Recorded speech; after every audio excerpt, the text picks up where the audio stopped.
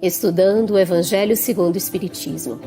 Um estudo sequencial da obra O Evangelho segundo o Espiritismo de Allan Kardec.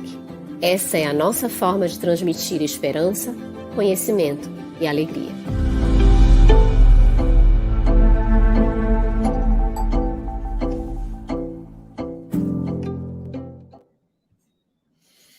Olá, nossa saudação fraterna, você que nos acompanha no Estudando o Evangelho segundo o Espiritismo. Satisfação, Luziane, estarmos aqui dividindo a tarefa, sempre aprendendo juntos. Hoje a nossa convidada, Eusa Missano, e ela é palestrante espírita, integrante do NEP e da Academia de Letras Espíritas do Estado do Sergipe. E estamos aguardando a qualquer momento o Simão Pedro, né? E aí o nosso agradecimento às nossas queridas intérpretes que fazem parte aqui, a Eliane Carvalho e a Taina Antinum, que é do Grupo de Estudos Surdos Espíritas. Muito bem-vindas e obrigado pelo trabalho de vocês. E o nosso agradecimento também, não é, Lu, aos nossos parceiros de transmissão que nos ajudam a fazer com que o nosso estudo chegue até você. Isso mesmo. Nossas boas-vindas, nosso cumprimento a você, Carlos, e agradecimento por essa oportunidade de aprendizado, a nossa convidada querida, as nossas intérpretes para Libras, e todos vocês que estão aqui chegando. A gente já tem vários depoimentos aqui, eu vou trazer alguns. Esse aqui da Francisca, a Francisca Silvana Dantas, às 21h16. Boa noite, queridos. Hoje, minha primeira vez ao vivo, já comecei a maratonar o Evangelho segundo o Espiritismo. Só agradeço a todos envolvidos nesse projeto, lindo de viver. Feliz por estudar junto. Felicidade nossa por você estar aqui, Francisca, e nós podermos sim estudar juntos. A Marlene colocou assim, deixa eu ver se eu consigo aqui. Eu preciso aprender muito sobre o Evangelho segundo o Espiritismo, todos nós. Essa consolação que vem ao nosso encontro e que vai nos alargando o pensamento, a percepção, mas principalmente o sentimento, e a oportunidade da vivência desse evangelho. Então, aqui nós já temos vários cumprimentos, nós cumprimentamos a todos, que sejam todos muito bem-vindos. Esse é o nosso espaço de construção, nós vamos construindo esse estudo juntos, e hoje nós damos continuidade ao capítulo 7º, na verdade, para a gente fechar esse capítulo, que é intitulado Bem-aventurados os pobres de espírito, e nós estamos na instrução dos espíritos, que a gente vai trabalhar a segunda parte de orgulho e humildade e missão do homem inteligente na Terra. E aí a gente gostaria de começar, a gente vai começar trazendo uma pergunta para Elza, Carlos. Isso. Uhum. A gente pode trazer a pergunta aqui da Jeane Lima, né, que ficou da semana passada. Isso. Porque a gente, na semana passada, a Jeane fez uma pergunta às 20h58. E aí, refere-se ao item 11, mas na abordagem que a gente vai fazer hoje, né?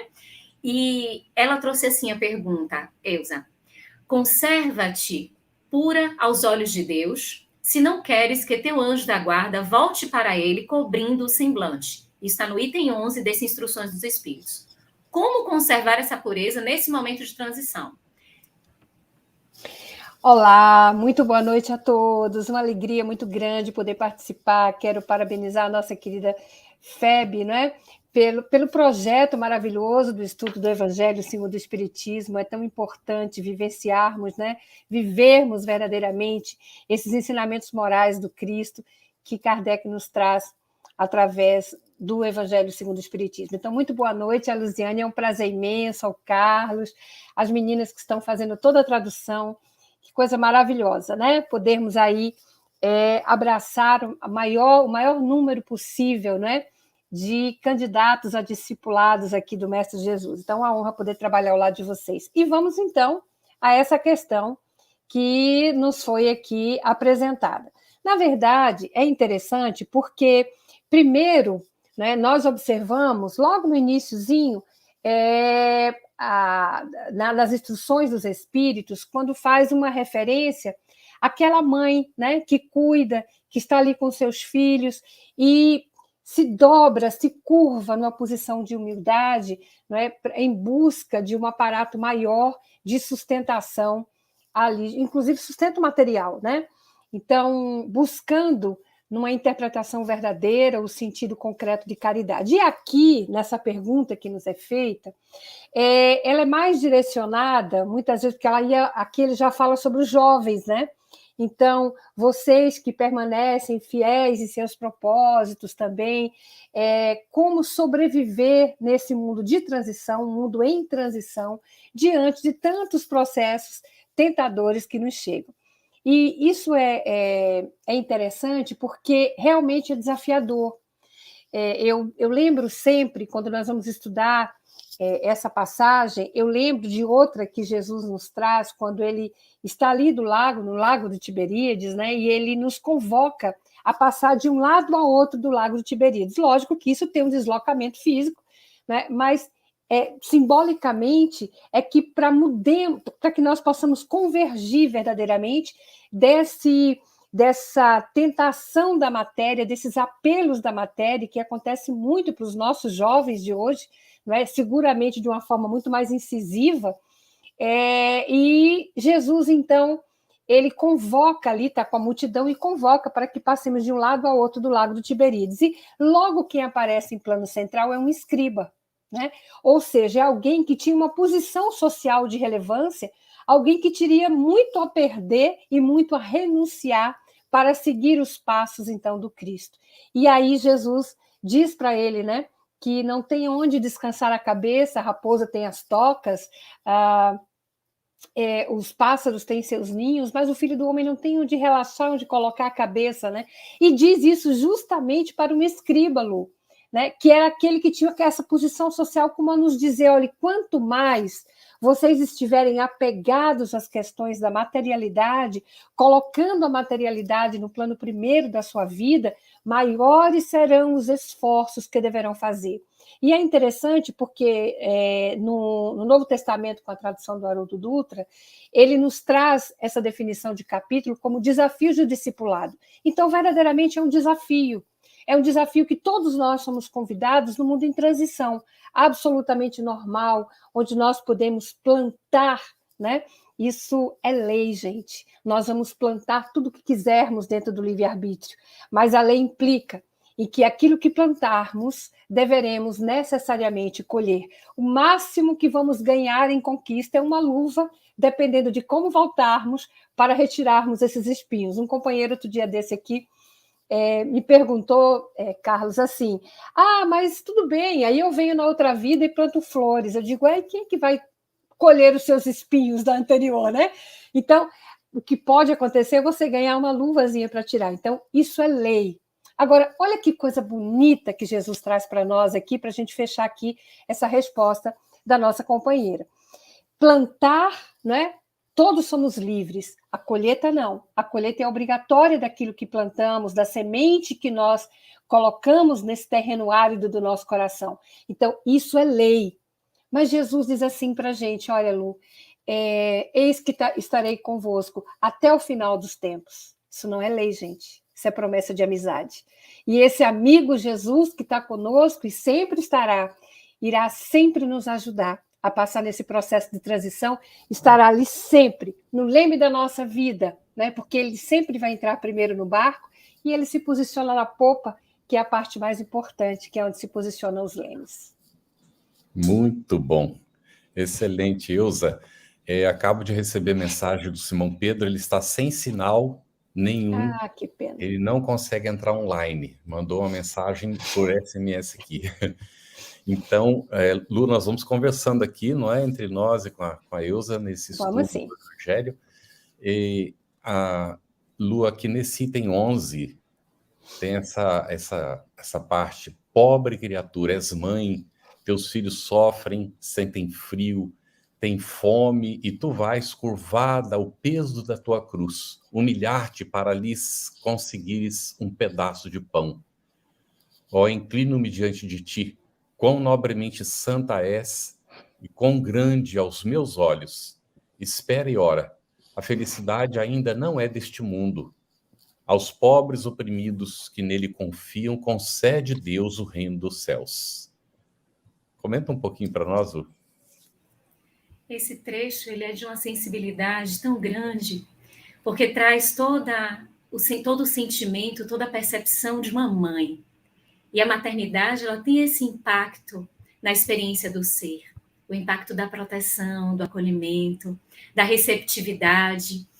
E encontrar um clamor de uma mãe com essa sinceridade descrita por Lacordaire, e esta forma de simplicidade, e que seu coração abriga uma humildade nesse pedido, não tem como aqueles que estão em sincera aflição não serem bem-aventurados. A gente viu aqui no capítulo 5º, quando a gente estudou o Evangelho segundo o Espiritismo, bem-aventurados os aflitos, porque serão consolados. Mas são aqueles que sabem lidar com estas aflições, que percebem que mesmo diante do sofrimento, existe algo maior em que podemos depositar a nossa esperança, a nossa fé, para onde nós podemos olhar, este alto, para onde nós podemos direcionar o nosso clamor. E essa mãezinha faz isso nessas palavras, e é interessante porque Lacordaire coloca assim: espera e ora. Quando ela já clama, quando ela já pede, já é uma rogativa. Ela já está colocando-se nessa posição de eu preciso, eu estou buscando, eu necessito. E isto é um exemplo para nós. Quando nós temos dificuldades na vida, que passamos pelas adversidades, pelas problemáticas, pelo sofrimento, nós temos a humildade no coração de sabermos da existência de Deus que está conosco sempre e clamarmos a Ele. Orarmos com sinceridade. A oração é um ato de humildade, de reconhecimento ainda das nossas debilidades, mas da grandiosidade do Pai, e que Ele sim pode nos atender. Todas as forças que nós estamos empreendendo para sair de uma dificuldade que nos embaraça, que nos traz uma problemática, nós podermos também sabermos da intervenção dele e o quanto os seus desígnios e a sua atuação, a sua lei, e muito bem colocada pela Eusa, quando ela disse, e isso aqui é lei, é o amor, é a justiça do amor, como a lei de justiça, amor e caridade, está tudo imbrincado. A lei de Deus é toda misericordiosa, é toda repleta destes celeiros de oportunidade. Então, nós identificamos nesse trechinho aqui estas palavras e a frase final de Lacordaire: aos pobres oprimidos que nele confiam, concede Deus o reino dos céus. Reino dos céus, da paz, da tranquilidade, principalmente da conquista sobre nós mesmos. Lembremos que o primeiro patamar das bem-aventuranças é a humildade. Bem-aventurados os pobres de espírito, humildade. E a gente precisa galgar este degrau para que a gente consiga avançar e encontrar este reino dos céus, que é a construção dentro de nós. Ô Lu, eu lembrei agora, você, nessa sua fala, só que eu lembrei, gente, do Boa Nova, né? Uhum. Quando Humberto de Campos vai falar da Joana de Cusa, você lembra disso, Carlos? É muito bonita essa passagem. Isso, porque o que acontece? Joana, ela era casada com o intendente de Herodes. Cusa era um alto funcionário de Herodes. Então, aqui ele já nos dá a intenção de que ela devia viver uma vida confortável, né? E o que aconteceu? Quando Cusa morre, ela começa a passar necessidade. Ela se encanta, né, pela proposta do Cristo, aquilo reverbera na sua alma, ela vai até Jesus enquanto Cusa ainda é vivo e diz, olha, não dá, porque ele não quer que eu te siga, ele não consegue entender esse esforço necessário do desafio do discipulado normal, e Jesus diz, né, com aquilo que a gente aprende no Espiritismo, que nós não somos ligados a ninguém de improviso, minha filha, ser fiel, volta para o meu lar e me serve lá. E ela faz isso, e é fiel ao Cristo, até a morte de Cusa. E o que acontece? Ela começa a passar necessidade. E Humberto de Campos diz exatamente isso, que ela esquece essa nobreza material, né, que ela tinha e começou a se dedicar aos filhos de outras mães, ocupando-se, né, daqueles mais subalternos serviços domésticos, né, para que os seus filhinhos tivessem pão. Então, isso é um exemplo, né, Carlos, de humildade, né, porque Jesus vai dizer a ela assim, quem é que terá mais dificuldade para estender as mãos fraternas, né? Será aquele que atingiu uma margem segura do princípio do conceito da fidelidade em Deus, ou é aquele que ainda vive nas ondas gigantescas da ignorância? Então, eu lembrei agora, quando você falou essa passagem, eu lembrei da Joana, né, lá do livro Boa Nova. Muito bom. Excelente, muito bom mesmo. E é muito interessante, né, essas situações que a gente vai passando e que nos vai chamando a atenção. Dói, não é? A gente saber que ainda tem situações de pessoas passando fome no mundo. não é? E a questão material é bem complexa, muito difícil, e para a pessoa que tem recursos tem que ter a humildade também de reconhecer a necessidade do outro, né? E que há uma oportunidade de dividir, de compartilhar. É realmente um grande desafio. Eu vou perguntar a Elza aqui, ainda no item 11, tá? Qual a importância de sermos indulgentes? E por que, além da caridade, isso também é humildade? Isso. A gente tem. Normalmente, quando a gente vai pensar, deixa eu só fazer esse preâmbulo agora rapidinho. Quando a gente vai falar de caridade, né, a gente diz, normalmente a gente fala assim, a caridade material, a caridade moral. Mas o que nos traz, na verdade, a espiritualidade, no Livro dos Espíritos, é que a caridade conforme Jesus, e a Luziane falou muito bem quando ela falou da lei moral, né, a lei de justiça, amor e caridade, não se desmembra.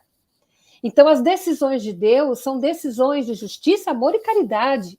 Então, essa lei é uma só. Como a caridade, segundo Jesus, é benevolência, é indulgência e perdão. Então, assim, eu fico imaginando, né, uma pessoa dizer assim, não, mas eu já consigo fazer a caridade, eu já consigo doar um pouco, né, do meu excesso para o irmão em necessidade. Ótimo, já deu um passo, mas consegue perdoar? Consegue ser indulgente? Consegue ter o entendimento do tempo do outro? Porque isso também é misericórdia e isso também é humildade profunda. Porque na indulgência eu consigo ter a percepção e a compreensão do outro. Sabe aquela passagem do Cristo, gente? O pessoal que está aqui conosco também no chat, né? Aquela passagem bonita que está lá no Evangelho de Mateus, quando Jesus vai chamar Mateus. Ora, Mateus, ele está sentado na coletoria. Mateus, ele era um publicano. Ele estava sentado no lugar dele, na coletoria, fazendo exatamente o que ele fazia de atividade. Sabe o que está dito lá no Evangelho de Mateus? Jesus viu um homem chamado Mateus. Jesus não vê um publicano. Jesus vê o homem Mateus. Quer dizer, ele, na verdade, ele vê o homem Levi, né? Então, ele vê Mateus, né? E a partir dali ele o chama. Então, é assim que Jesus, nós precisamos olhar o outro com um pouquinho do olhar de Jesus, né? Que é aquele olhar de indulgência, aquele olhar de compreensão, e ele faz isso conosco durante toda a nossa existência, né? Ele já nos ama antes da gente existir, quando ele olha para o Pai, abre os seus braços libertos da cruz e ele diz, perdoa, mas tem uma motivação, eles não sabem o que fazem, porque os nossos erros, a sua grande maioria, é por plena e pura ignorância das realidades espirituais. Então, quando nós tivermos, é interessante, né? Porque a gente continua no nosso orgulho, eu diria no nosso egoísmo, que é um filho dileto do orgulho, né? A gente continua achando que é melhor do que o outro. Mas nesse achar que é melhor do que o outro, a gente espera do outro reações melhores do que a nossa. Como? Isso é loucura, né? Então, nós temos que ter essa percepção. Tem uma música do Djavan, Carlos, que eu gosto muito, eu não sei se a letra é dele, gente, mas ele diz assim, sabe lá o que é não ter e ter que ter para dar? Então, assim, quando a gente não é indulgente com o outro, a gente não tem a percepção de que aquele é o melhor momento dele, é o que ele tinha para dar. Outro dia, gente, os meus filhos perguntaram isso para mim, né? Mãe, quando a gente era pequeno, você era tão exigente, né? Aí eu parei, gente, eu passei uma noite sem dormir. Será que eu era mesmo tão exigente assim, com nota, com disciplina e tal? E aí eu parei, pensei, no outro dia eu acordei e disse para eles, olha só, reuni os dois e falei, era o máximo de amor que eu compreendia naquela época. Era o máximo que eu podia dar para vocês. Hoje a minha concepção é outra, mas naquela época era a minha única forma de amar. Então, quando a gente é indulgente, a gente consegue ter essa percepção, sabe, Carlos, do que verdadeiramente o outro passa naquele momento. Aí, só para completar, para não ficar muito extensa a resposta, eu vou lembrar do Neio Lúcio, na verdade, o que Neio Lúcio, lá dos 50 anos depois, conversando, né, com a Célia, e ele diz assim, ela começa a dizer que é cristã, que quer seguir o Cristo, e aí o Quinéio Lúcio, o avô dela, diz, minha filha, você já falou com seu pai sobre isso? Ela falou, não dá, né? Não dá, ele não vai entender. As questões espirituais a gente só deve falar com os corações que estão na mesma maturidade espiritual. Então, gente, Não adianta, né? Eu assisti um dos nossos episódios aqui, onde vocês falavam sobre isso. Não adianta, e está nesse capítulo do Evangelho segundo o Espiritismo, não adianta mostrar o sol se o outro ainda está com os olhos fechados, né? Não adianta apresentar o som a quem está com os ouvidos cerrados, com o coração cevado das questões materiais. Por isso a indulgência ela é tão importante e acompanha como exemplo maior de humildade. Excelente, Eusa, e obrigada por compartilhar conosco o seu exemplo aí, compartilhando essa experiência de maternidade. Muito bom. Só esclarecendo aqui a Francisca, que foi a Francisca que falou que estava chegando hoje aqui, que maratonou o estudo do Evangelho. Ela perguntou qual o livro de Lacordaire.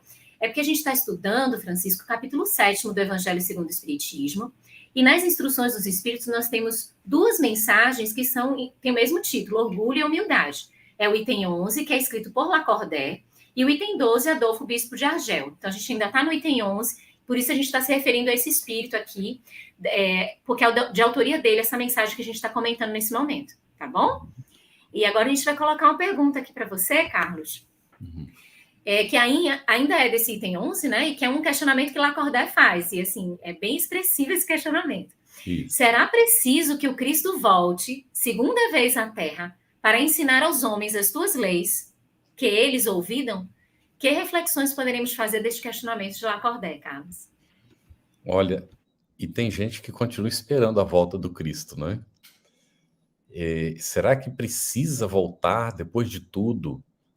Agora, se a gente vai examinar, não é? Ele disse que onde se reunissem 2 ou mais em seu nome, aí estaria ele. Não é? E então ele não nos deixou na realidade, mas ele está com quem de fato a reunir-se em nome dele é para o cumprimento do ensinamento que ele deixou, ou seja, o cumprimento da lei divina. Então, quando isso acontece, ele está conosco. Né? Ele é o governador deste planeta.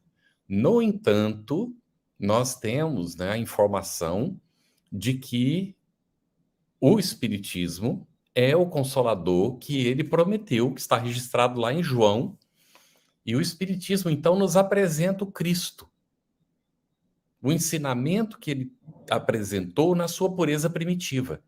É o que a gente vai encontrar no Evangelho segundo o Espiritismo em toda a codificação espírita. Sem aqueles atavismos, sem as liturgias, sem os rituais, sem os paramentos, sem as hierarquias sacerdotais. Tudo isso questão dos homens.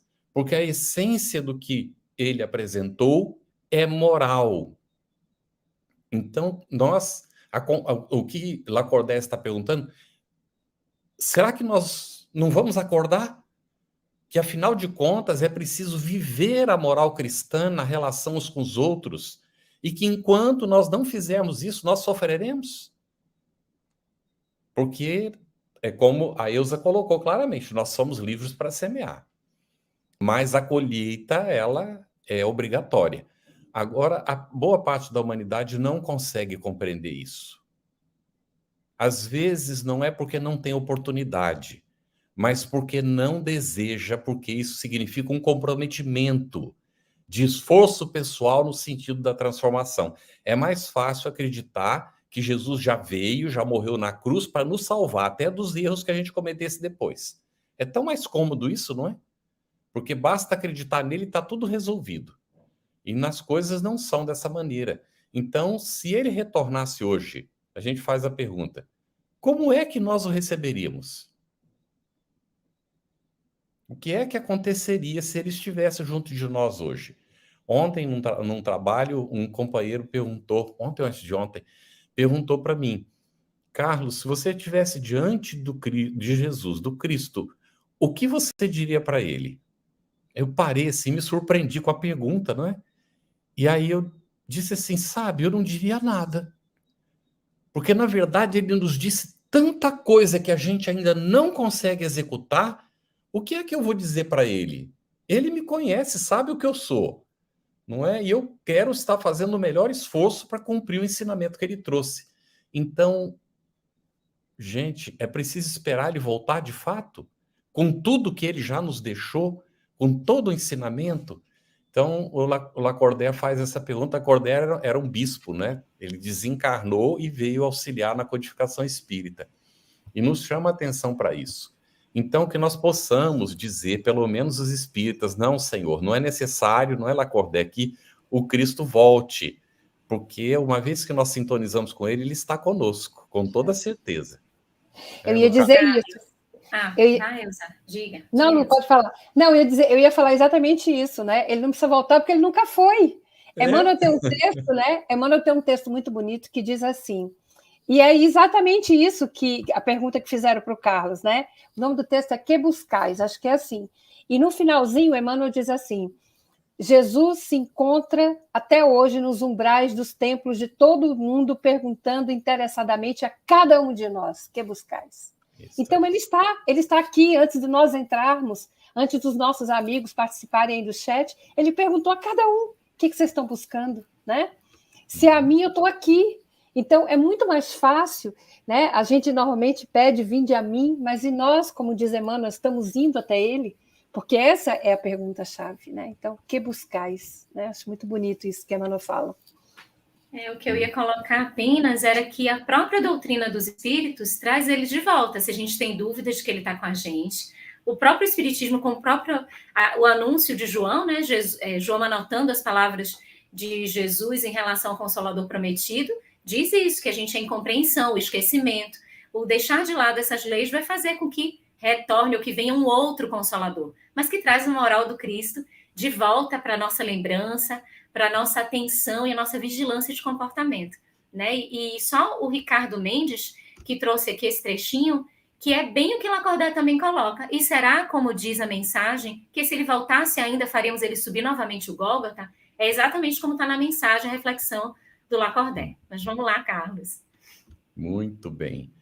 Bom, agora nós temos aqui, ainda dentro do item 11, não é?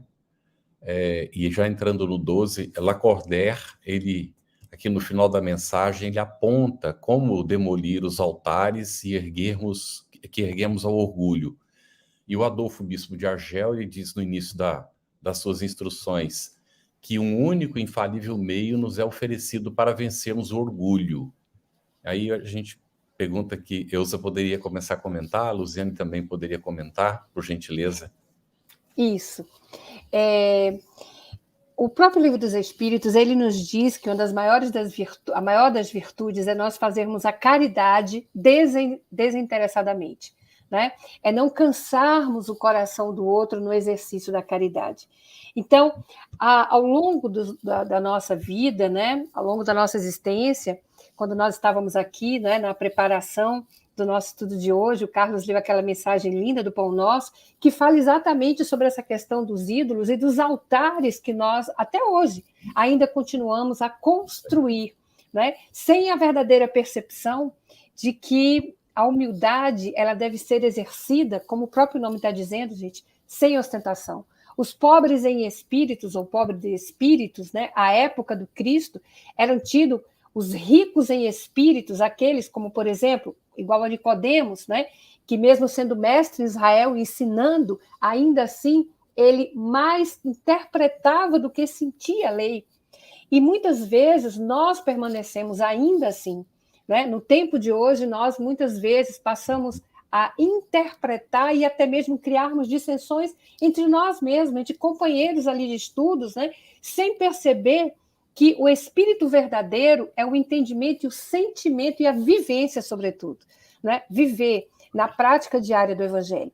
Então, eu lembro sempre da passagem quando Jesus fala a parábola, né, do samaritano, quando aquele samaritano, que era considerado herético naquele momento, ele passa por aquele homem, é movido de compaixão, né, e naquele momento o homem vinha descendo de Jerusalém a Jericó, interpretando simbolicamente, ele vinha ali da cidade espiritual, né, e descendo para uma cidade que era muito matéria, ou seja, como se a vibração estivesse verdadeiramente descendo, mas aquele homem foi ajudado pelo samaritano, que sequer pergunta a ele, faz qualquer indagação a respeito da sua nacionalidade ou por que ele estava naquela situação deplorável.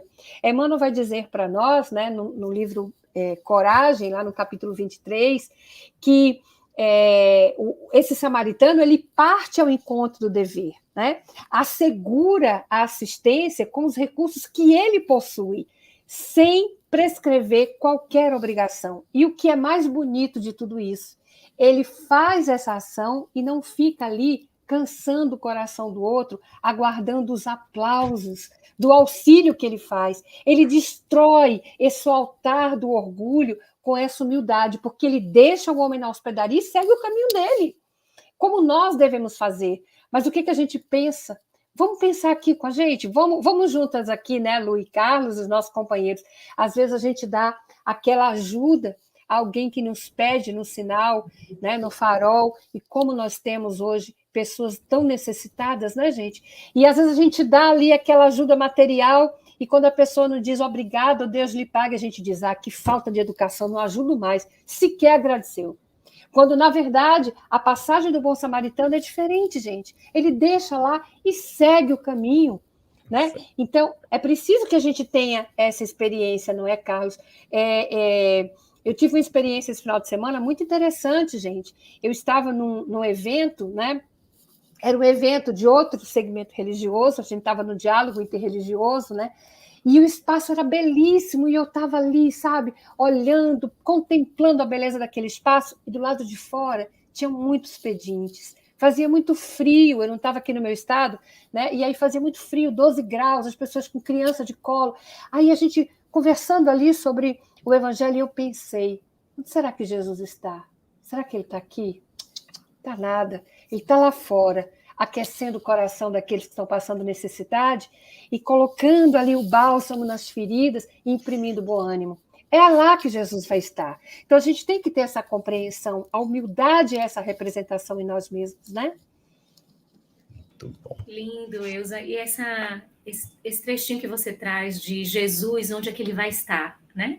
E o Adolfo, bispo de Argel, quando ele diz que é o único infalível meio que nos é oferecido para que a gente vença o orgulho. E ele destaca que é a vivência desse evangelho, que é a compreensão desta lei do Cristo, o que o Cristo veio trazer.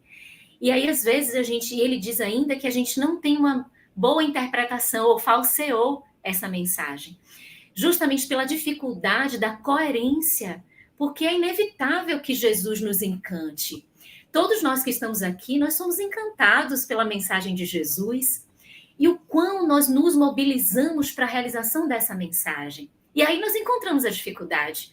Mas a gente aprende também na codificação que o Espírito é aquele que se esforça para vencer as inclinações mais. É o esforço, é o trabalho, ou seja, a internalização dessa mensagem. Então, o grande desafio nosso é colher esse evangelho que a gente tem tanto encantamento, que nos embevece, que nos traz alegria, para que a gente coloque ele no dia a dia, no nosso dia a dia, nas questões mais íntimas. Isso.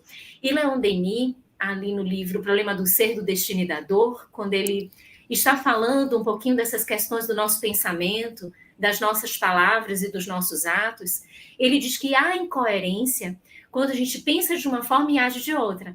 Quando a gente guarda em si o ideal, eu tenho o ideal pelo cristianismo, mas eu ajo de uma forma diversa, eu tenho uma incoerência. E que isso é falsear, ou seja, de alguma forma é não trazer a verdade para o comportamento. Então, o desafio nosso para vencer essa grande chaga, essa grande mazela, que é o orgulho, Adolfo, bispo de Argel, deixa claro, a gente só tem um caminho, que é viver essa lei. E qual é a lei do Cristo? A lei do amor. A lei do amor. Essa é de verdade, né, Lu? Para a gente conseguir esse amor, essa prática, essa vivência. Diga, Elza, por favor. Não, Carlos, só um instantinho, só para a gente não perder essa pontuação da Lu, foi muito importante. Jesus diz exatamente isso.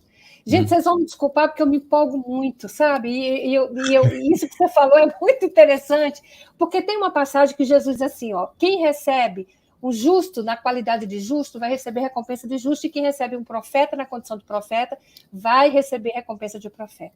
Né? O que quer dizer isso? Se a gente está aqui estudando o Evangelho segundo o Espiritismo, nesse esforço abnegado que a FEB tem feito para levar com entusiasmo os ensinos morais do Cristo, e a gente está aqui e eu levo isso para reverberar no púlpito da casa espírita, mas isso não reverbera em mim, na minha prática diária, eu posso ser profeta, mas eu não sou justo. Porque o justo é o homem de bem, e o homem de bem, está lá, é aquele que pratica a lei de amor, justiça e caridade. Então, eu estou aprendendo para que eu possa me modificar, refazer a minha rota, como nos diz JB, né? Refazer a minha rota e, a partir daí, me tornar justo, porque todo justo é um profeta, mas nem todo profeta é um justo, porque existem os falsos profetas. Então, quando a gente não vive o evangelho, a gente não é de verdade, gente. Nós não somos de verdade. Então, nós estamos aqui para sermos o quê? Profetas ou sermos justos? Justos, em primeiro lugar. Se der para ser profeta, ótimo. Jesus está precisando de muitos trabalhadores da seara, né? Muito bom, excelente. Vamos fazer a pergunta para você agora, Carlos, desse item 12. Vamos lá. Que é um trechinho comentado pelo Adolfo Bispo de Argel, onde ele diz que o orgulho se mostra indulgente para com tudo que lisonjeia, o que o lisonjeia. O que é que a gente pode extrair dessas palavras, Carlos? Olha, o orgulhoso normalmente é egocentrado, né? Então, precisa e busca o reconhecimento alheio. Depende disso, inclusive faz as coisas nesse sentido, não é? Está no Evangelho. O orgulhoso é capaz de dar uma soma até volumosa, vultosa, diante dos outros. Alguém está vendo e vai propalar, ele é capaz até de fazer isso. Agora, para atender uma necessidade real que ninguém está vendo, é capaz de não ter a condição de realizar. E a gente, quando está falando isso, não fala do outro. Temos que fazer a nossa autorreflexão. Até onde é o orgulho que ainda dita como é que nós procedemos nas circunstâncias, não é? Então, é um trabalho muito grande para vencer. E a Eusa, inclusive, disse que o egoísmo é o filho dileto, aí a gente lembra de Emmanuel no Evangelho, aqui no Evangelho segundo o Espiritismo, dizendo que o orgulho é o pai dos vícios. E no Livro dos Espíritos diz que é o egoísmo que é o pai dos vícios. Então, parece dois irmãos gêmeos, né? Onde está um, praticamente está o outro. E é uma luta. E no Espiritismo é apresentado como as duas grandes chagas da humanidade. Então, o orgulho realmente... E aí, o que acontece? Para manter o seu status quo, ele vai se ligar a outros que estão na mesma faixa, para as trocas dos favores e dos interesses. No campo material, naturalmente, porque o orgulho, ele nos tolda a visão, dificulta para que nós vejamos o que de fato nós somos. Então, o orgulhoso normalmente está egocentrado e ele está centrado na personalidade transitória e não na essência divina, o espírito imortal que nós somos. E toda vez que a gente se entrega ao campo material, que a gente está preocupado com o reconhecimento alheio, nós estamos dando vazão a essa chaga, não é, que é presente ainda na humanidade. É para nós uma grande luta, mas isso é importante a gente considerar. E aqui tem uma pergunta que foi colocada, foi comentado assim pela Ana Ior, acho que é assim que fala. Pelo menos os espíritas, por que os espíritas se acham melhores? Só isso me intriga, né? Naquele momento que nós comentamos. Então, não é exatamente, Ana Ior, se é espírita de verdade, não se julga melhor do que os outros, porque senão não seria espírita. Né? A questão é da responsabilidade, está tudo no Evangelho. E no Evangelho diz assim: aquele que mais recebeu, mais será pedido. Então, se nós estamos estudando o Evangelho na sua pureza primitiva através do Espiritismo, então nós temos a oportunidade de conhecer o Evangelho de Jesus e a proposta que ele trouxe sem nenhum subterfúgio. Então nós temos obrigação de viver essa mensagem. O espírita não pode dar desculpa. Eu não sabia, mas o pastor falou, o cura falou, o padre falou. Isso não existe no Espiritismo. A nossa relação é direta com o Evangelho. Então é ali a nossa fonte. E nós não temos representantes diante de Deus, entre nós e Deus. Então, nós respondemos com a nossa consciência diretamente ao Pai. Todo mundo faz isso.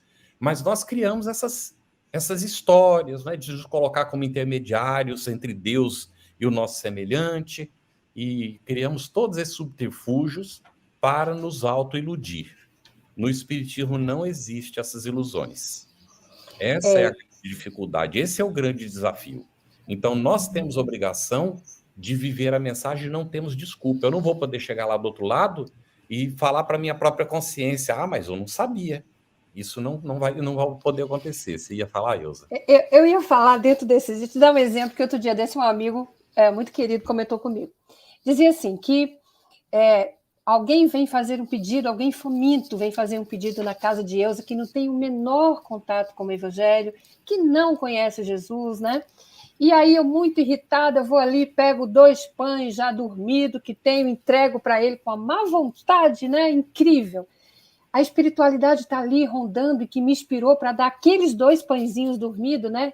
Muito bem, Ilza, que coisa boa, você já foi capaz de dar, né? Alguma coisa pelo irmão. Aí ela vai lá na casa do Carlos, que é um espírita, né?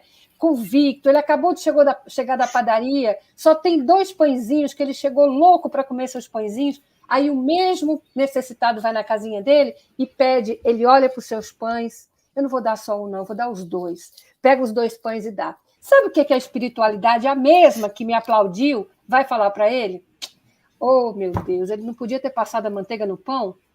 É isso aí. Essa é a diferença. A exigência é muito maior, porque é como se nós soubéssemos e tivéssemos essa troca, né, de culpa por responsabilidade. Então, sabemos que tudo depende de nós. E acho até, sabe, Carlos, desconfio, Lu, que nós somos os mais necessitados. A verdade é essa. Né? E nos é dada uma oportunidade de reparar os enganos que a gente cometeu no passado. Então, não cabe, a gente precisa trabalhar isso, não deixar o orgulho dominar de forma nenhuma. E a humanidade vai avançando. Não é? A Ana Espina, num dado momento, perguntou, seria evoluir? Sim, evoluir. Todos estamos evoluindo. Então, a mensagem de Jesus, ela é nesse sentido. Ele veio nos mostrar o caminho para essa construção evolutiva. E ela implica necessariamente em solidariedade, fraternidade, realização de todo o bem que a gente pode para o nosso semelhante em todas as circunstâncias da vida. Nós não conseguimos isso todo o tempo, então a gente está comprometido. Nós estamos comprometidos sim, mas se nós já fizermos aquilo que está ao nosso alcance, ninguém vai nos pedir mais do que isso, não é? Temos que fazer o que está ao nosso alcance. Mas olha como a Ilza colocou, às vezes o nosso alcance não é dar só os 2 pãezinhos, é passar manteiga no pão e entregar o pão com manteiga. E de repente dar também um copinho, não é, de café com leite. Então, a gente pode sempre fazer um pouquinho mais. E, gente, tem gente passando fome. Então, minimamente no mundo, nós temos que resolver isso. Não é? É bem complexo para nós, mas vamos lá. Ô, Carlos, só ainda antes de você, que agora vem a pergunta para a Ilza, né? Ainda nessa pergunta que a gente te fez, eu fiquei muito reflexiva sobre essa palavra indulgente para com tudo que o lisonjeia. E é como se a gente tivesse de ficar muito atento e vigilante para as armadilhas criadas pelo orgulho, que são justificativas das nossas faltas. Então, aquelas frases, mas o que tem de mais? Tem nada de mais isso. Todo mundo assim age. Ou então, não faça isso agora não. Em outro momento, isso vai poder acontecer. E, principalmente nesses períodos que estamos vivendo, de muita imagem, de muita evidência, também a questão da observância e a vigilância com os elogios, aplausos, com essas redenções e idolatrias que são colocadas, como muito bem a Ilza resgatou a mensagem que a gente conversou nos bastidores, porque são armadilhas do orgulho e que a gente tem de prestar atenção dentro da oração e da vigilância para que a gente não se perca. São dias desafiadores e que esses detalhes são extremamente importantes. Então, se é vigilância, temos de ter um rigor, uma disciplina e temos o cuidado para que estas justificativas não nos retirem desse projeto pessoal de transformação e de vitória, né, em relação a esse orgulho. Mas vamos lá, Carlos, vamos dando continuidade. Excelente. Nós vamos perguntar agora para a Ilza, então, é do item 12 agora, Ilza. Irmãs que andam sempre de mãos dadas são os meios mais eficazes de se obter graça diante do Eterno. A que se refere o Espírito Adolfo nesse trechinho aí? Primeiro, ele traz, né, a autoridade que esses espíritos desencarnados, na verdade, os vivos desencarnados, né, a autoridade que eles possuem pela experiência que já viveram e que vem nos lembrar, né, assoprar as nossas brasas, que a humildade e a caridade são essas duas irmãs, né? Por isso Jesus nos pede que ela seja tão desinteressada que a mão esquerda não veja o que a direita faz. Então, na verdade, tanto a humildade como a caridade são os verdadeiros títulos que nós temos, né? Então, quando Jesus ele diz aquela máxima que ele veio para os doentes, né? Porque os doentes precisam de remédios, os sãos não precisam de remédios. Isso é muito bonito, porque, na verdade, os sãos são aqueles que são tão orgulhosos que sequer conseguem fazer distinção dos vícios que ainda possuem. Então, é por isso que ele diz assim: se a luz que há em ti é treva, quão grande é a tua treva? Porque você está pensando que está na luz, mas você está na treva, você não reconhece ainda. Então, vai dar muito trabalho, porque você tem que expor ainda as suas chagas e, a partir daí, cortar na carne, né? E ir fazendo o processo transformador. Eu lembro aqui, gente, aquela passagem do Públio Lentulus, lá no livro Há 2000 anos, o nosso Emmanuel vivendo aquela experiência, quando ele vai até Jesus, né? E ele não aproveita o minuto glorioso, porque Jesus diz, né? Senador, estás diante de um paradigma, mas está no teu querer. Seguir agora de mãos dadas com a humildade, com a caridade, né? Ou esperar milênios, porque ele esperou, né? Na verdade, ele não seguiu Cristo. Então, Jesus vai dizer que ele não veio buscar um homem de Estado, porque o homem de Estado, na condição de Públio Lentulus, ele era superficial e orgulhoso, e só os séculos do sofrimento podiam encaminhar o regaço do Pai. Isso é muito lindo, porque nós precisamos, gente, definitivamente entender que só uma lei existe e sobreviverá, não é como nos diz a espiritualidade, a todos os escombros da inquietação humana. E é a lei do amor, que foi instituída por Deus desde o início da criação. Então, o serviço, né? A gente olha para a natureza, toda a natureza serve. O exemplo, né? As psicografias que Chico nos traz de Casimiro Cunha, né? Que fala muito sobre o livro da natureza, né?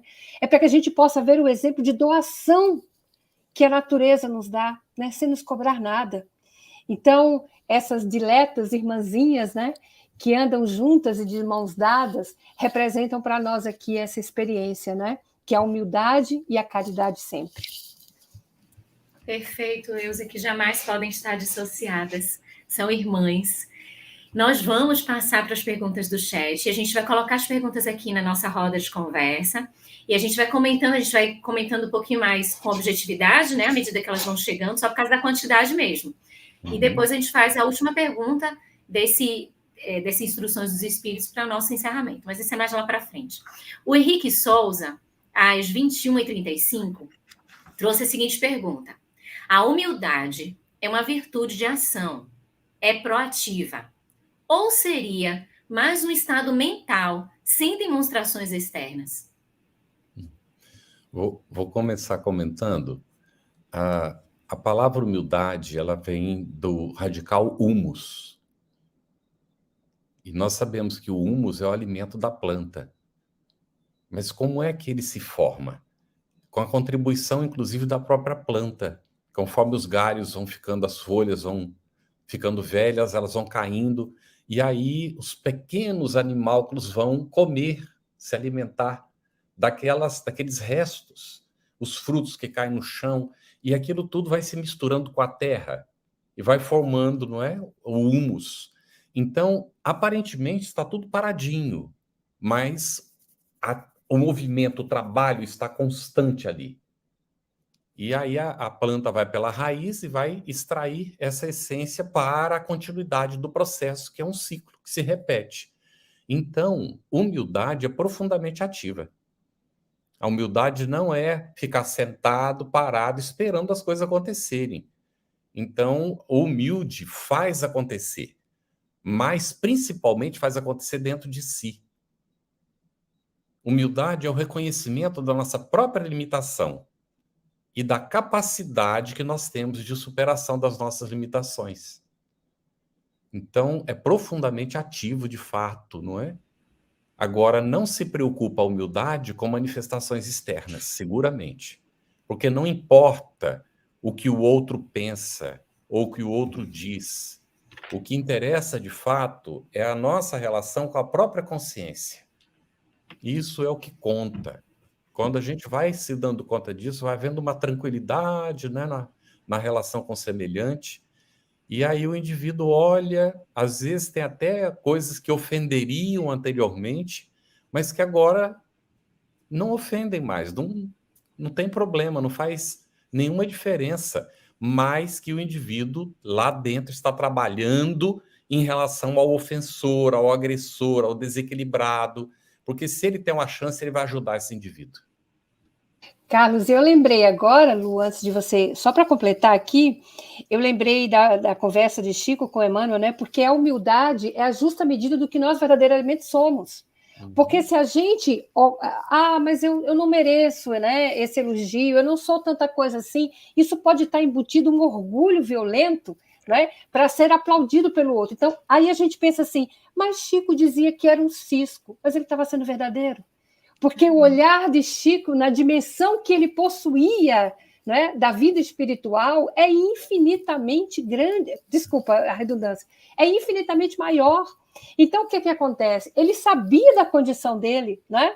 Então, por isso ele dizia, eu sou um cisco, né? Mas aí ele não estava se rebaixando para que alguém o louvasse, ele estava simplesmente se reconhecendo diante da imensidão do amor de Deus por suas criaturas, né? Do verme ao anjo, né? Muito bem, Lu, contigo aí. Vamos lá. Mais uma pergunta aqui para a gente. Do Henrique Souza, às 21h36. Sobre o orgulho, está ele entre os vermes que corroem a sociedade? Há possibilidade de nos livrarmos dele em uma existência apenas? Ou é trabalho árduo a ser desempenhado ao longo dos séculos? E aí, Eusa? Você começa, agora você começa. Vamos lá. Nós vamos, em Obras Póstumas, né? Nós temos lá na primeira parte, nós temos um capítulo específico que ele vai falar sobre isso, né? Ele vai dizer que o egoísmo, ele se origina do orgulho, né? E é essa exaltação da personalidade e que vai levar o homem a se considerar acima de todas as coisas. Então, a maior parte da miséria... Gente, isso está lá em Obras Póstumas. Todos nós devemos saber que a maior parte das misérias da vida, ela tem origem no egoísmo do homem, né? No orgulho em que a gente se coloca. Porque, vamos pensar comigo aqui, olha só. Se eu sou o centro da minha vida, eu faço as minhas leis. Se eu tiro Deus do centro, que era o primeiro projeto, né, de Deus, com Adão e Eva, né? Se eu tiro Deus do centro e me coloco, me posiciono ali na minha condição de egoísta, eu fazendo as minhas leis, como eu faço as minhas leis, não há problema nenhum se eu passar por cima do meu colega de trabalho para conseguir um cargo superior ao dele. Entenderam? Porque eu passo sem o menor constrangimento, porque sou eu que faço as minhas leis. Então, para mim, isso não há problema. Então, sentem como a questão da condução moral ela é extremamente importante, né? Paulo venceu, né, praticamente todo esse processo numa única encarnação. Nós precisamos dessas indas e vindas, graças a Deus, né, nesses encontros e reencontros para refazermos esse espinhal que a gente sai por aí distribuindo, né, aquilo que a gente destrói para que a gente possa reconstruir. Então, esse é um processo de amadurecimento e lembremos do que Emmanuel nos diz. O tempo, olha só, o tempo não respeita aquilo que ele não ajuda a construir. Então, não tenhamos pressa com isso, né? Vamos trabalhando, como o Carlos disse, dentro de nós, com essa humildade que nos é própria, de reconhecermos as nossas trevas, colocarmos, né, esses nossos vícios, acolhermos. Quando Jesus diz assim, faz as pazes com teu inimigo enquanto está a caminho com outro, a gente pensa logo no inimigo externo, e o maior que é o interno. Então, faça as pazes com ele, acolha, reconheça que ainda os possui. E a partir daí, como Jesus nos diz lá no capítulo 8º do Boa Nova, é bom ânimo, né? Quando ele está tratando com Bartolomeu, Natanael, né? Transforme. Não extinga, porque tudo em nós é amor, né? Transforme. Né? Então, é sempre nesse processo, né? Mas em Obras Póstumas, realmente, ele nos diz isso. Muito bom, excelente. Ou aí, em resumo, pode vencer numa única existência? Pode. Paulo mostrou isso, mas também pode nos custar tempo, não é? Depende de nós. Muito bem, Lu. A Ângela Jucá Sancho, ela colocou uma pergunta 21 e 38. E aí, Lu, realmente, se a gente conseguir responder isso aqui, nós vamos para lá, né? Vamos para a regeneração. Olha o que ela colocou. Muito boa pergunta. Como podemos combater nossos vícios, orgulho, egoísmo, para caminharmos rumo ao mundo de regeneração? Ângela, essa é uma pergunta que ressoa constantemente em nós, é o nosso desafio maior. E o nosso codificador diz que quando a gente tem um hábito, e para atravessar um processo de educação, a gente tem que substituir esse hábito, para nos educarmos. Então, se existe o hábito do orgulho, do egoísmo, é pela substituição de novos hábitos. Mas como é que a gente descobre se a gente tem esses hábitos? Aí a gente vai lá para a resposta da questão 919, letra A, em O Livro dos Espíritos, onde Santo Agostinho nos dá uma orientação sobre esse perscrutar da alma. Fazer esse mergulho sincero, mas é um mergulho de verdade, com muita coragem, com muita sinceridade, de nós vislumbrarmos o que está nesse mundo íntimo. Se efetivamente nós encontramos e quanto de parcela nós encontramos. Porque aproveitando um pouquinho da pergunta do Henrique, para que a gente possa se desvencilhar de tudo isso, tem um tempo, mas é a profundidade do que eu faço nesse tempo que eu vou dispor. Qual é a utilidade que eu dou nesse tempo? Que pode ser uma existência ou múltiplas, mas qual a utilidade que eu dou? O Espírito Amélia Rodrigues, no livro Trigo de Deus, comentando sobre o sedutor, aquele que seduziu a mulher adúltera, aquela do apedrejamento ou do quase apedrejamento, ela diz que para uma pessoa vencer as más inclinações, as dificuldades, o tempo é equivalente ao arraigar daquela condição no seu próprio mundo íntimo. Então, nós passamos muito tempo, muita utilização mal baratada do tempo para nutrirmos hábitos que eram viciosos. E para a gente vencer agora o orgulho e o egoísmo, por exemplo, trazendo o amor e a humildade, a caridade e a humildade, a gente precisa imprimir esses novos hábitos. E para imprimirmos novos hábitos, que é o processo de educação, aí advinha a disciplina, vem a paciência, a gente tem de ter paciência com a gente, perseverança, não desistir, cair, se acontecer de cair, a gente retomar e seguir em frente, porque é um processo. E na construção desse processo a gente vai amadurecendo e aí sim vai se libertando desses vícios, dessas chagas, imprimindo novos hábitos para que adentremos esse mundo de regeneração que é por todos nós esperado, né? Muito bom. Nós temos bastante pergunta, como a Lu falou, a gente vai precisar ser mais breve nas respostas. A Kelly Torres disse assim: oi, boa noite, eu cheguei hoje, eu comecei o estudo hoje, como eu faço para continuar?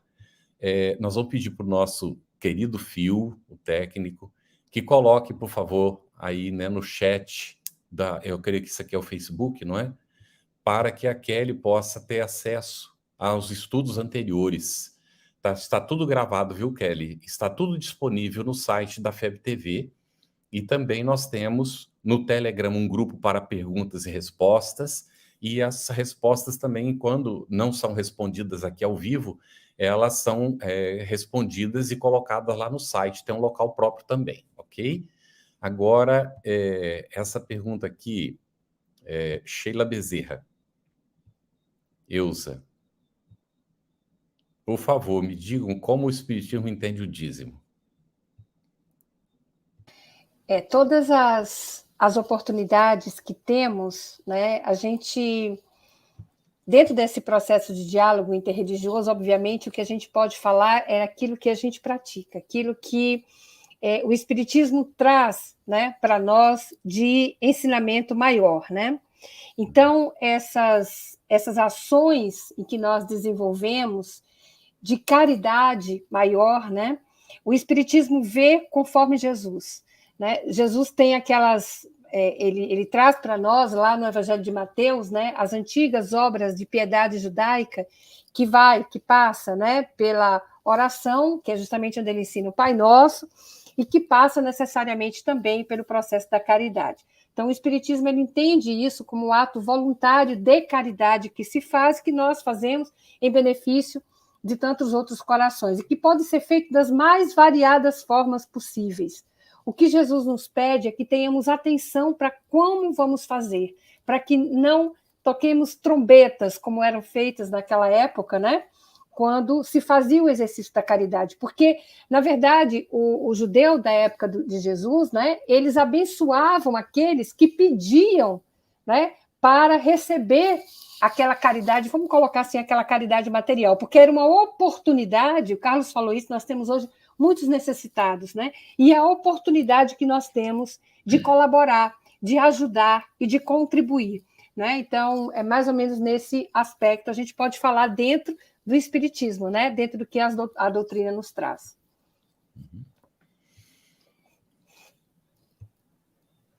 Vamos seguir aqui, vamos seguir. O Ricardo Mendes, às 22h11, faz o seguinte questionamento. No texto que fala Deus envia remédio poderoso para teus males, na continuação do texto, entendo que é o Espiritismo. Pode ser entendido assim?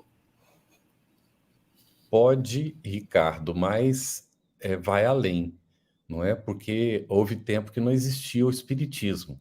Apesar de que a lei divina ela é a mesma desde, né, a criação do mundo, desde que o universo existe. Então, a lei nos ensina a fraternidade, fazer o bem, não é? Tudo isso que a gente vai encontrando ali. Então, Deus sempre envia o remédio, porque a lei está escrita na nossa consciência. Nós temos onde buscar o que a gente precisa fazer. E nos dá a oportunidade. Então, a misericórdia divina nos dá a oportunidade, repetindo para a gente a oportunidade da gente fazer bem aquilo que a gente não fez bem antes. Então, isso é para todo mundo. Agora, qual é a vantagem do Espiritismo? É que ele explica tudo isso para a gente. Então, a gente consegue entender como é que funciona a justiça divina. E o Espiritismo é lógico, ele é claro nas explicações, o que tem atraído bastante gente. Porque uma vez que fica claro, a gente sabe com o que está lidando. Inclusive a questão do dízimo, que foi colocada há pouco, né, que a Elza comentou muito bem, nós respeitamos, né, as religiões que instituem isso, vem lá desde Moisés, mas o Espiritismo não tem o dízimo, nós somos incentivados a ajudar o próximo. E damos a contribuição voluntária para as instituições que fazem o bem para o próximo. Então, nós não damos dinheiro para pessoas, para representantes de religião, não existe isso no Espiritismo, tá bem? Então, é mais uma questão de solidariedade entre todos aqueles que estão necessitando e aqueles que podem ajudar na medida das suas condições, não é? Agora, vamos colocar uma do Rafael Giordano Barbosa Gondim. Por que Emmanuel fala tanto no amargo se a doutrina espírita não reconhece o chá da ayahuasca como espiritismo experimental? Eu vou pedir licença para responder isso aqui. Rafael, o espiritismo é uma doutrina objetiva e clara. Se você quiser entender de fato o espiritismo, leia a codificação de Kardec. Siga estudando conosco, vai com paciência, não é? O experimento foi feito por Allan Kardec com os espíritos sem usar nenhum tipo de indutivo externo. Todos os indutivos são internos, de transformação moral, sem necessidade de nada externo para nos induzir. Respeitamos profundamente as escolhas alheias, mas nós espíritas temos que ser coerentes com a nossa razão. Tá bem? O Espiritismo deixa isso muito claro para nós. Agora, Elza, como lidar com a paralisia do sono? É interessante isso, né? Deixa eu só colocar isso de uma maneira simbólica, porque Emmanuel tem um texto muito interessante, Auxiliadora, ele diz assim, sabe aquele momento em que Jesus ele vai para o Monte das Oliveiras, né? Ele leva os seus discípulos, ele leva, eu digo assim, que ele caminha com seu núcleo duro, né? Com aqueles mais chegados, João, Tiago e Pedro, e eles dormem. Né? Eles dormem, e Lucas diz que eles dormem de cansado, eles estavam cansados, né? E dormem tristes, né? Eles estavam tristes, e Jesus, ele não justifica aquele sono nem no momento de tristeza. Muito pelo contrário, porque no momento de tribulação é que nós devemos fazer como fizeram os discípulos, né? Nos aproximarmos do Cristo, despertarmos ele no barco da nossa existência, para que ele possa acalmar essa tempestade íntima. Então, o que acontece aqui? No final, Emmanuel vai dizer, se nós estivermos, está lá, acho que é no Caminho, Verdade e Vida, gente, Porque Dormes, é o título, tá? Ele vai, não é isso, Carlos? Aí ele vai dizer assim, para a gente ter cuidado com o chamado sono da alma, porque no sono da alma nós vamos enveredar pelas máximas fantasias e tentações. Lógico, vocês vão dizer assim, mas o problema está na tentação? Não, não tem problema na tentação. A tentação é externa, mas o problema é quando eu caio na tentação, quando o meu vício íntimo adere àquela vontade externa, né? Então, por exemplo, você pode colocar aí um bolo de chocolate na frente da Lu e na frente do Carlos, eles estão nem aí, ó. Se vocês botarem na minha frente, eu não só como a fatia, como o bolo todo. Né? Então, isso é uma adesão, né? Em termos de corrupção. Eu acho que você ia ter companhia nesse bolo. Eu também acho, eu vou junto. Então, assim, eu trouxe, viu, auxiliadora, porque eu não tenho muita propriedade para falar com relação, se ela estiver falando do ponto de vista mesmo físico, né? Dos estados da paralisia do sono, que muitas vezes a gente pode ter outras patologias envolvidas, como eu não tenho propriedade, eu estou trazendo aqui Emmanuel para a gente falar, à luz do Espiritismo, do sono da alma. Né? Esse é que nós devemos ter cuidado, verdadeiro. Excelente. A gente tem uma pergunta aqui da Ana Espina, e que a gente vai fazer um comentário breve, às 22h20, como o Espiritismo explica o pecado, ela afirma ter essa dúvida. Na Doutrina dos Espíritos, a gente tem um livro que fala sobre a justiça divina. É o 4º livro da codificação, é o Céu e o Inferno, e ele traz para a gente uma percepção ampliada, retirando um pouco o peso dessa palavra pecado e colocando como falhas, processos de equívocos dentro das nossas características mesmo de imperfeições. Então, ainda uma certa ignorância, um certo desconhecimento, e esse processo de evolução que nós estamos. Então, o pecado seria um equívoco, uma falha cometida por nós, no nosso processo de escolha, no livre-arbítrio que temos para exercer esse livre-arbítrio, tomamos um rumo que não é adequado, mas o olhar da justiça divina é o olhar da oportunidade, é o olhar da educação, é o olhar da transformação. Então, todo esse equívoco é lidado misericordiosamente com oportunidades que advêm ao nosso encontro, para que através daquelas oportunidades nos desprendamos da causa que gerou aquele processo de equívoco, porque aquele equívoco é a materialização de algo que existe em nós. Então, esse algo que existe em nós é que precisa ser lidado e cuidado. Então, por isso, as sucessivas oportunidades em uma existência e em múltiplas existências, para que a gente vença e atinja o real objetivo da justiça divina, que é essa nossa felicidade, a amplitude desse conceito de felicidade. E aí a gente traz aqui... Lu, diga só para finalizar, eu sei que já está no adiantado da hora, mas como você falou, né, o pecado, né, é o ratar e errar o alvo, por isso Paulo diz, né, prossigo para o alvo. Então, você falou muito bem sobre isso, ou seja, a gente, como o Gibran diz, nós somos o arqueiro, né, e vamos lançar a flecha para o alvo. Aí o Espiritismo vem e diz assim, nenhum caçador sai para caçar com a flecha só. Então, a gente tem várias e várias oportunidades para acertar esse alvo, né, Carlos? Porque é assim, né, que a gente vive essa doutrina maravilhosa. Perfeito. E aí, comenta para nós, Carlos, por favor, a pergunta da Edilaine Rodrigues, às 22h21. Um pai de família que escolhe desfazer a família, ainda com 2 bebês, por escolher seguir o caminho da paixão, egoísmo ou orgulho. Essa situação é lição ou karma para quem foi traído? E como seguir? Muito boa pergunta, não é, Edilaine? É muito difícil a gente julgar, não é, numa situação que a gente não conhece. Então, a gente fala de maneira geral. Normalmente, o que nos move nessas situações é o egoísmo, o desejo de satisfação pessoal, né? E há um rompimento de um compromisso numa situação dessa descrita. E tem consequências, logicamente, não é? Agora, ninguém sofre nada que não tenha necessidade. Então, Deus seria injusto se permitisse, não é, que essa família ficasse nessa situação de abandono, nessa circunstância, se não houvesse necessidade.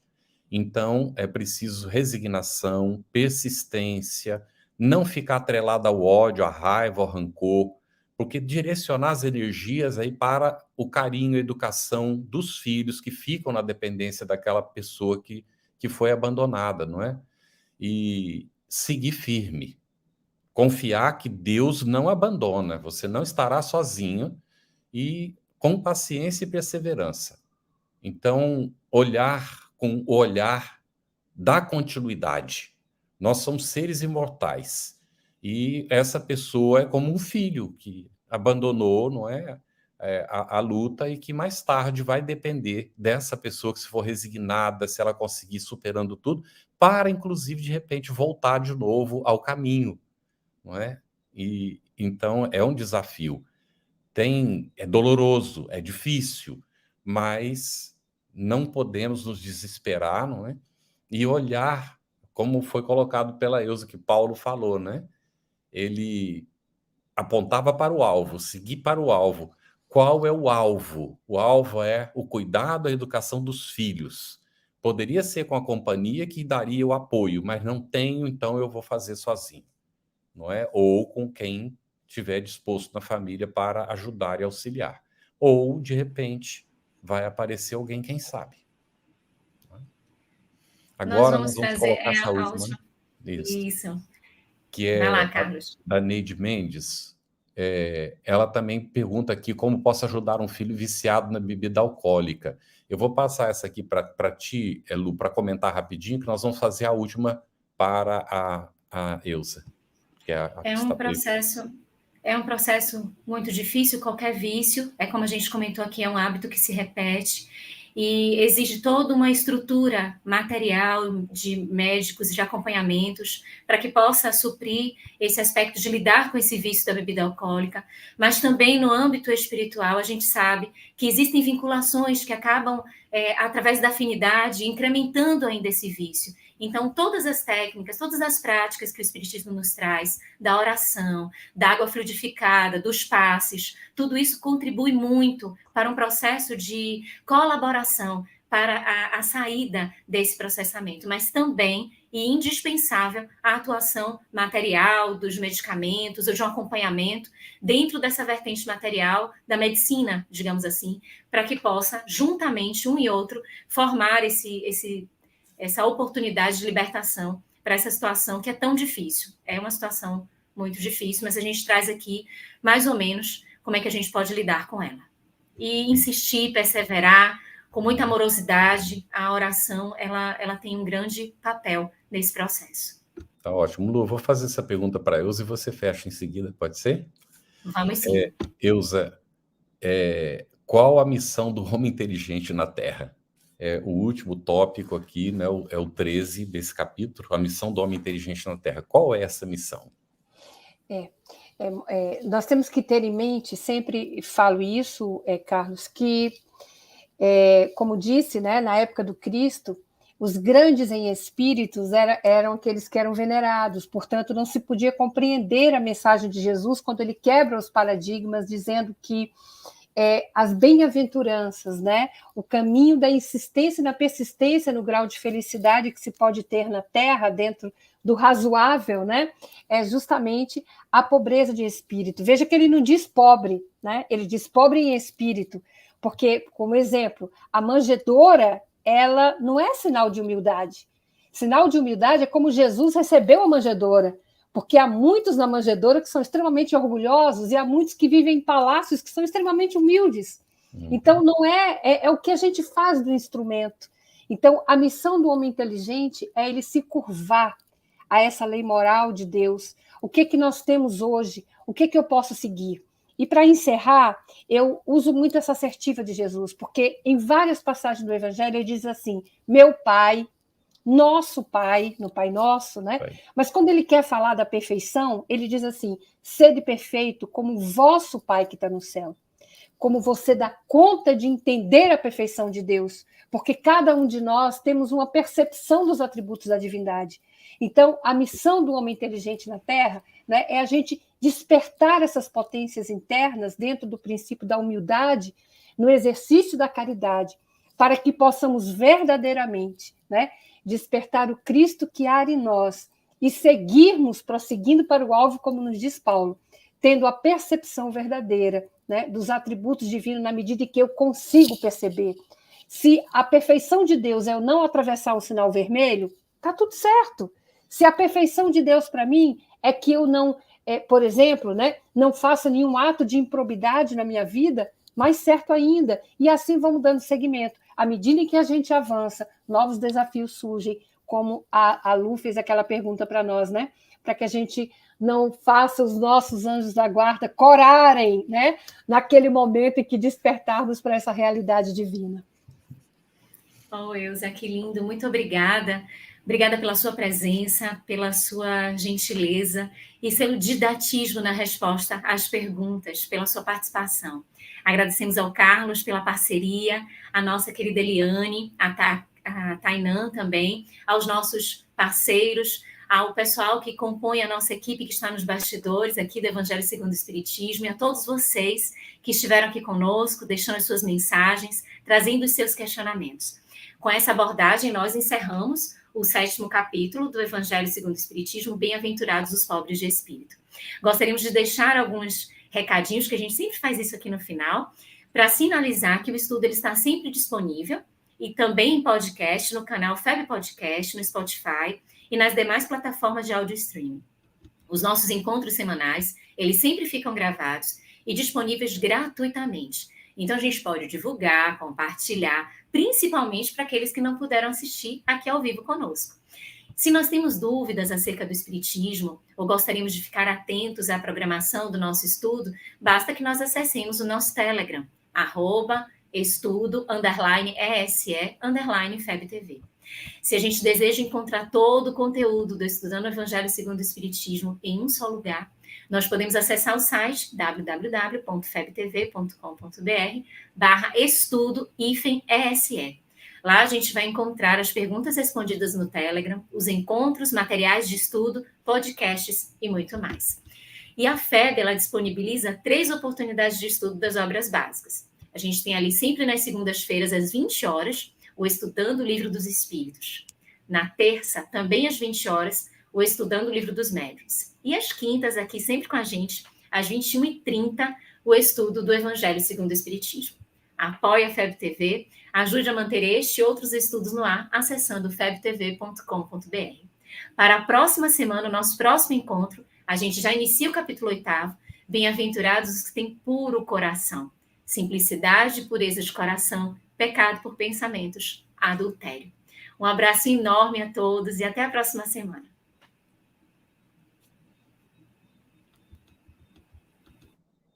Estudando o Evangelho segundo o Espiritismo. Um estudo sequencial da obra O Evangelho segundo o Espiritismo de Allan Kardec. Essa é a nossa forma de transmitir esperança, conhecimento e alegria.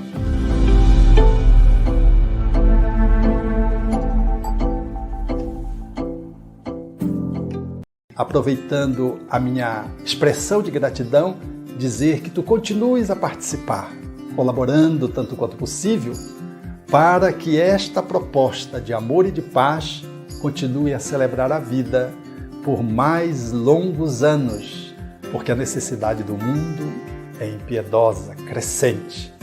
E nós não podemos, que vivemos o bem, ficarmos ociosos, parados e contemplando, achando que Deus vai fazer aquilo que nós precisamos fazer. Minha gratidão, o meu abraço e o meu terno convite para que continuemos juntos com a FEB TV no ar, brilhando luz.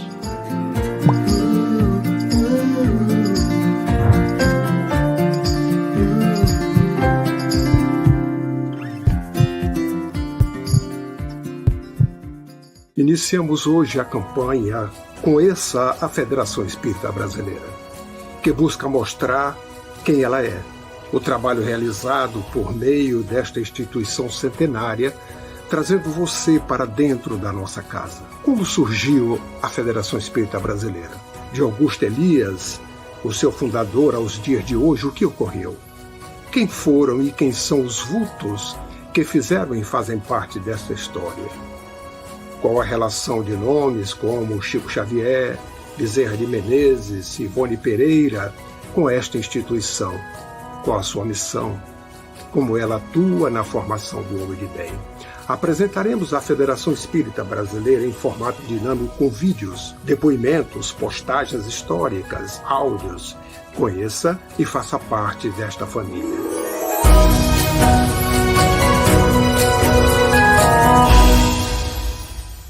A Federação Espírita Brasileira lança o portal FEB Podcast, com conteúdos em áudio que objetivam esclarecer e consolar corações para uma postura de vida com fé, harmonia e esperança. Diretamente dos estúdios da Federação Espírita Brasileira, está começando o podcast Espiritismo em Pauta. Você está ouvindo o podcast Estudando o Livro dos Espíritos. Olá, eu sou o Thiago Toledo e você está ouvindo o podcast do Cidadão do Universo. Você está ouvindo o podcast do Entre Dois Mundos. Você está ouvindo o podcast do Gostinho de Leitura. Estudando o Livro dos Médiuns. Olá, eu sou a Marina Miranda e você está ouvindo o podcast Minha Nada Mole Encarnação. Essa é a nossa forma de transmitir esperança, conhecimento e alegria.